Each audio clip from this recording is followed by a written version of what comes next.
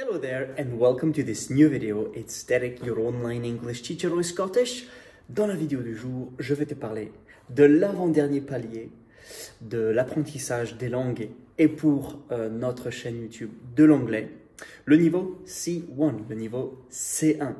Si tu n'as pas encore vu les autres vidéos, A1, A2, B1, B2, tu vas pouvoir faire pause et aller les voir parce que ça va te donner un peu de contexte sur ce que nous sommes en train de faire ici dans la chaîne YouTube bilingue.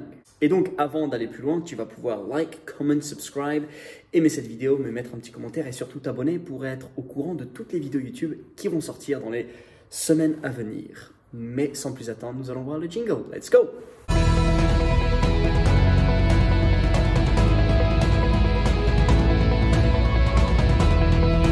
Le niveau C1, je vais tout te dire, à quoi est-ce qu'il correspond, combien d'années est-ce qu'on peut l'atteindre, combien d'heures par semaine est-ce que tu devrais mettre en place pour pouvoir réussir à atteindre ce niveau C1.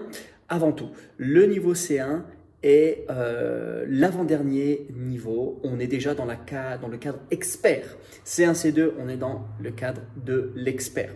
Tu es capable de comprendre une large gamme de textes complexes, longs, discours techniques, abstraits, même si tu n'es absolument pas familier avec le sujet. Donc si jamais on te parle de comment on fait le tarmac, le goudron des routes, tu comprends, même si ce n'est pas du tout dans ta zone immédiate.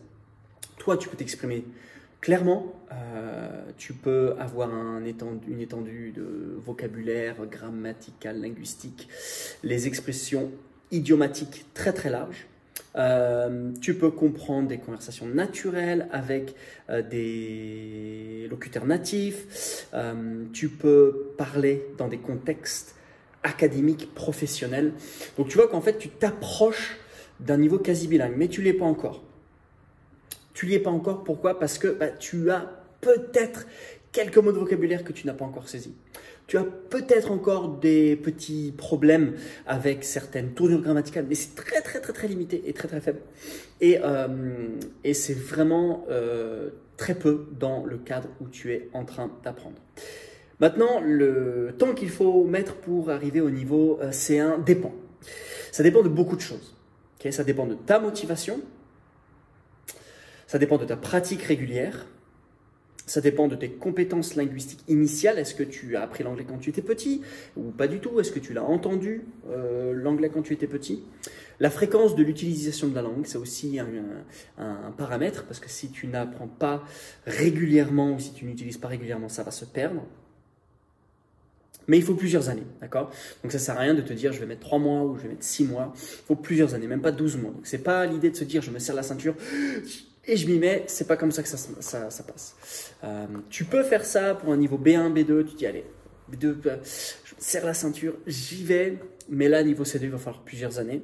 En général, il va falloir des cours intensifs pendant 2 à 3 ans, okay? 2 à 3 ans de cours intensifs et 15 à 20 heures par semaine.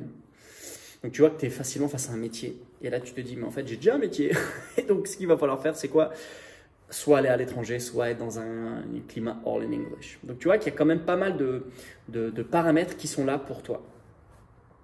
Si tu es déjà au niveau B1, B2, en général, le niveau C1 s'atteint en moins de temps que de 2 à 3 ans. Donc, voilà, si tu as 1 à 2, il va falloir compter 2 à 3 ans. Donc, c'est un processus continu, l'apprentissage d'une langue.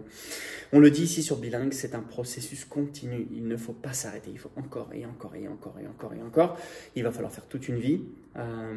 Et donc, tu peux encore améliorer au-delà de C1. Mais le niveau C1 est un niveau que tu atteins si tu es à l'université en Master 1, Master 2. Malheureusement, souvent, c'est que à l'écrit quand tu es au Master 1, Master 2. Mais à la fois, tu peux réussir à l'oral. Voilà, mets-moi en commentaire si tu as des questions. Je te retrouve la semaine prochaine pour le niveau C2, C2.